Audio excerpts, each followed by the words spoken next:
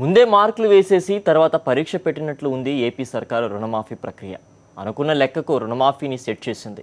తొలి విడతలో ఎట్టి పరిస్థితుల్లోనూ 5,000 కోట్లకు దాటకూడదని గిరిగీసిన సీఎం ఆదేశాలకు అనుగుణంగానే మాఫీని కుదించారు అధికారులు. ఏపీలోని బ్యాంకులన్నీ మొత్తం 82.66 లక్షల రైతు ఖాతాలను రుణమాఫీ లబ్ధి కోసం ప్రభుత్వానికి పంపాయి. తొలి జాబితాలో 22.79 లక్షల కుటుంబాలను ఇందుకు లబ్ధిదారులుగా గుర్తించారు. అయితే ఆధార్, రేషన్ కార్డులు తప్పనిసరి చేసింది.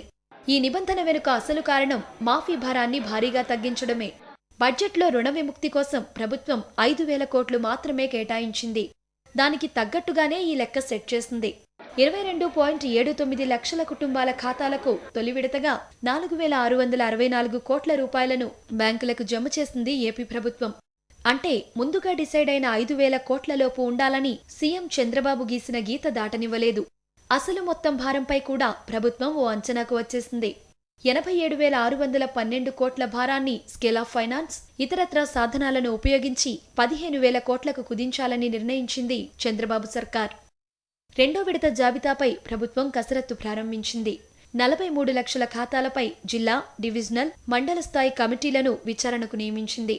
టోల్ ఫ్రీ నంబర్ను కూడా ఏర్పాటు చేసింది. ఆధార్, రేషన్, ఇతర వివరాలివ్వని వీరంతా ఆన్లైన్లో వాటిని జనవరి 9వ తేదీలోపు సవరించుకోవాలి. ఎంఆర్ఓలు, విఆర్ఓలు, బ్యాంక్ మేనేజర్ల వద్ద ప్రభుత్వం ఈ జాబితాలను ఉంచుకుంది. తొలి జాబితాలో అర్హత పొందలేదన్నది రైతులు వారి వద్ద తెలుసుకోవచ్చు. వీటి సవరణలతో జాబితాను వీలైనంతగా కుదించాలని ప్రభుత్వం నిర్ణయించింది.